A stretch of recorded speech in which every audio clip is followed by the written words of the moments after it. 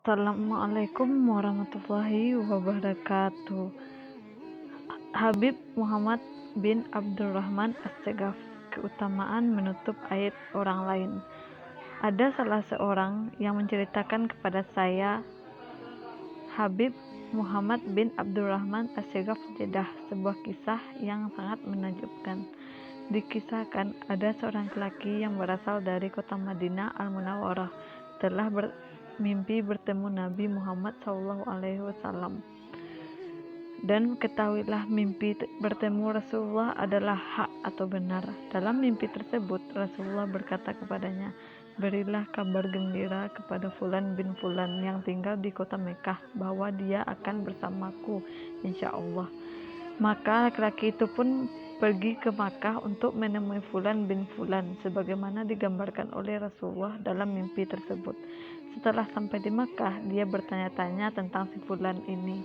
Ketika ditanyakan tentang si Fulan, tidak ada seorang pun yang mau menunjukkan, kecuali yang ia temukan justru sebuah apabila nama Fulan ini disebut, maka mereka orang-orang yang penduduk Mekah tidak memperdulikannya.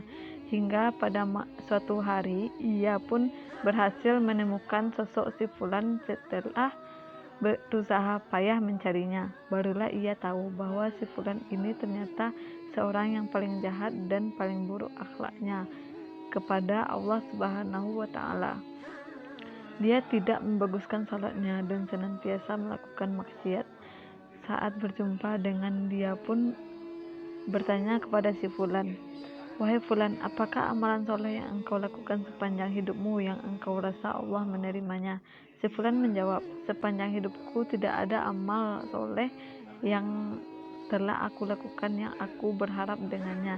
Dia bertanya lagi, "Tidak, coba ingat-ingat, adakah perbuatan baik yang pernah engkau lakukan?" "Mungkin ada sesuatu perbuatan yang baik semasa aku menikah.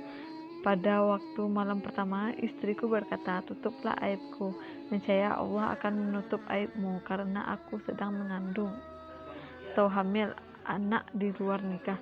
Maka aku merahasiakan perkara ini dengan penuh kesabaran dan tidak memberitahu siapapun hingga ia melahirkan bayi itu. Selepas kelahiran bayi itu, aku mengambilnya dan aku pergi ke tempat sa'i dan meletakkannya di atas bukit Sofa.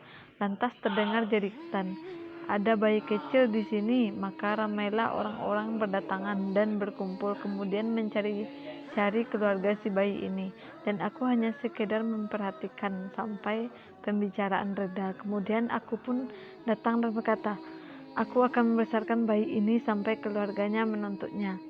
Lalu aku mengambil bayi itu pulang kepada ibunya dan mengasuh sampai sekarang. Tidak ada seseorang pun yang tahu akan hal ini kecuali engkau sekarang.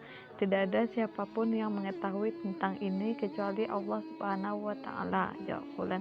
Maka laki-laki itu pun berkata, "Subhanallah, amal inilah yang telah membawa engkau ke tahapan seperti ini. Aku telah bermimpi bertemu dengan Rasulullah dan beliau